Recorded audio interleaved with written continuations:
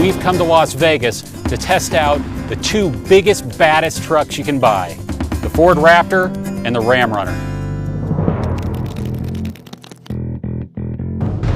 In the early 2000s, the truck market started to shift from rock crawling to higher speed Baja-style pre-running. The manufacturers saw an opportunity to fill that niche and hopefully make a pile of cash in the process. Chrysler turned to their performance division Mopar to develop a kit that would take one of their 1,500 vehicles and turn it into a pre-runner. Ford, on the other hand, they wanted to sell the customer a pre-runner right off the showroom floor. Which company has the right strategy?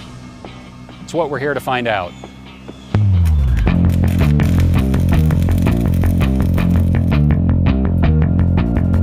We're starting out our road loops in the Ram Runner, and a lot of you are probably wondering, why are they even bothering with road loops in off-road vehicles like this? Well, these are serious off-road tools, but most people that buy them, they're going to use them as their daily driver. You have to be able to live with this thing unless you have the rock star status to have this trailered or helicoptered out to your off-road route. This is a little bit more off-road focused than the Raptor. What I'm noticing immediately is that there's not a lot of precision. It takes a lot of steering lock to get it to turn. It kind of wanders around. It's tough to kind of keep it on a line. Now these big tires have a lot of grip to them, which is almost a bad thing because this thing has so much body roll. Part of that is because it's lifted, and part of that is just because the springs and the dampers are really soft. That's the kind of thing that can really wear you out when you're road driving. The constant attention to keeping it in the lane, just these little steering corrections, it's constant work. Now the Ram Runner kit doesn't include tires and wheels. Anyone after a truck this serious would probably be willing to deal with the shortcomings. However, I have a feeling the Ford is probably easier to deal with on a daily basis. The steering on the Raptor is so much more precise. You turn in and it goes. The Raptor is probably the best handling F-150 that you can buy. There's a sick and twisted part of me that wants to bring the Raptor out to a track day. I'm pretty sure you could actually run down some of the lower powered BMWs. Ford has definitely tuned the suspension different on the Raptor. It doesn't wallow around like the Ram. It doesn't have the same amount of suspension travel, and we'll probably notice that tomorrow on the off-road section. But here on the road, it feels so much better. The Raptor is far more confidence-inspiring. You kind of set it into a turn, pick your line, and it stays there. If you hit a bump mid-corner, it doesn't jump sideways like the Ram was doing. It's way more fun in the twisties. Everything about the Raptor is more predictable. The brake pedal is always right there. The throttle, it feels more linear. It almost feels like a sports car, just another 2 feet off the ground. I could drive this back and forth to work every day.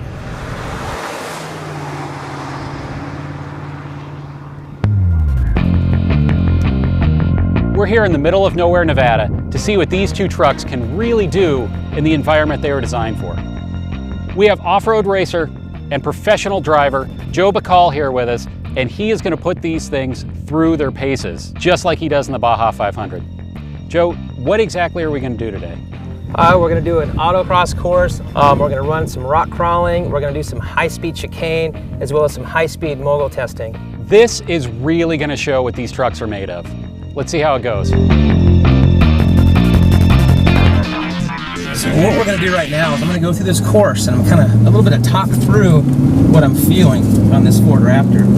As I come into some of these chicanes, the steering angle itself, or main shaft angle, isn't very much. The vehicle moves, pretty quickly, and it's very matched to my input.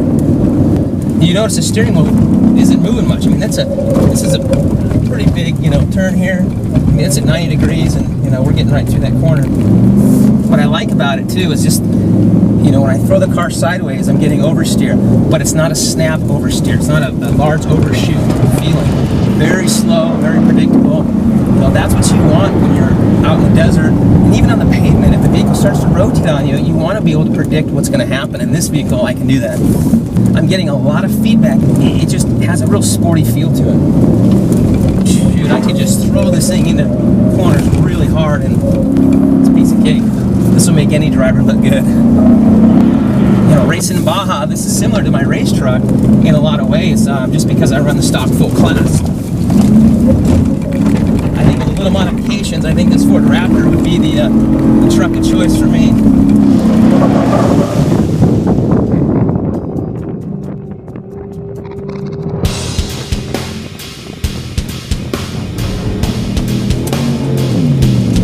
One of the things I'm picking up right now is it's going back and forth looking for the right gear. You can hear it.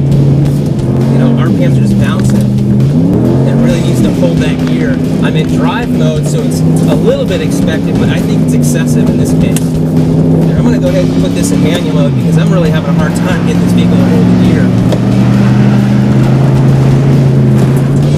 Again, even in manual mode, this vehicle will not hold its gear or its RPM. And it's apparent that it doesn't seem to like what I'm doing.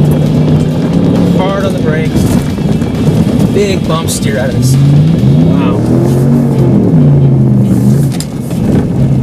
Look at how much steering angle I'm putting in this vehicle. And this thing has a lot of suspension. The Fox shocks are, there's no question they're an awesome piece of machinery, but I'm going over these little small bumps here and there, and it feels a little bit too firm. A lot of head toss, a lot of movement. I got a feeling once I get into the actual hard-packed desert, I'm going to launch this truck and it's going to be no problem. It's going to soak it all up. But in this situation right now, I'm getting a lot of movement out of it.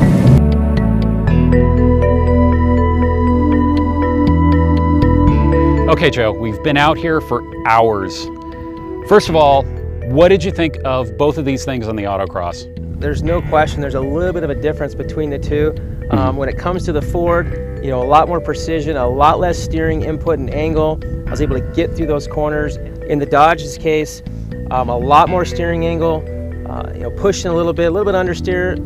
It just didn't feel quite as together and as precise. I agree. I felt a lot more confident in the Raptor. I felt like I could do what I wanted with it. It was so good that I could think corners ahead, whereas in the Ram, I was always focused on what I'm doing right now, keeping that thing in line. Well, you bring up a good point, Mike, and it really comes down to driver confidence and predictability. If a driver can't run into that, really go into a corner hot and know sort of what to expect, then he's got to slow down, or she's got to slow down. So there's that fine line. I think the Dodge really doesn't give me that confidence, and it sounds like it doesn't give you that confidence as well. Exactly. Next, we went to the rock crawling section. Ford has made this thing a little more of a rock crawler. They've put the limited slip differential on the front. They've done some work to give it an advantage there. What did you think?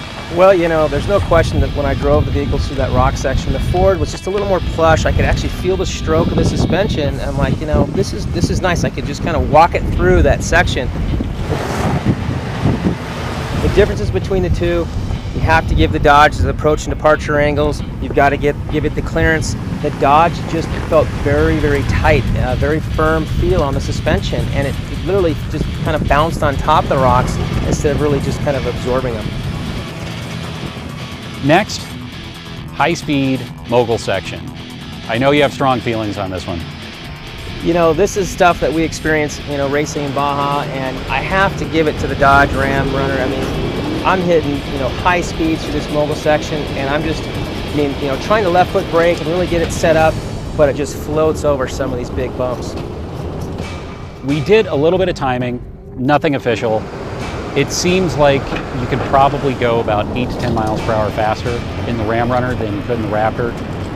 That is a big deal over a long distance race. One of the things I wanted to do is run a really high speed chicane section, just simply on a real hard packed dirt road, to feel the, just the vehicle dynamic side of it, the body roll, how much lateral grip I'm going to get. And the differences between the two is as I start to go into those corners in the Ford, a lot less steering angle, a much better feel on steering effort, and the yaw, it was all matched. So my input matched, you know, the vehicle direction, which is exactly what I wanted for the confidence going into that at speed. With the Dodge Ram Runner, a lot different. You know, a large steering angle, not a lot of detent on center. It's just kind of a flat feel. So when I come into those corners, I'm having to work a lot harder, larger angles. You know, I'm really just trying to stay on the course at that point. It really comes down to how are you going to use a vehicle. You're not going to be running high-speed moguls all the time. You know, the guys at Fox, you know, Mopar, the Core Off-Road, and these guys all put together this package, and I think they did a great job. But what they did was they really focused, at least my opinion is they focused on the high-speed moguls. There's no doubt the vehicle can fly through the high-speed moguls, but I think there's a bigger picture, and you have to look at other areas like ride comfort and just general handling on pavement. There's definitely a market for the Ram Runner. It's got the look for Baja. There's no question it looks great, but you really want to decide, is this really what you want on a daily driver, or do you want to put the Ram Runner on a trailer and take it to Mexico and pre-run the Baja 1000? I mean, that Ram Runner is definitely a purpose-built vehicle. So if you want to go flat out in the desert, the Ram Runner is probably your choice. It's very good in that high-speed rhythm section, but it seems like it's kind of a unitasker, whereas the Raptor is a complete product. The winner of this week's head-to-head is the Ford Raptor.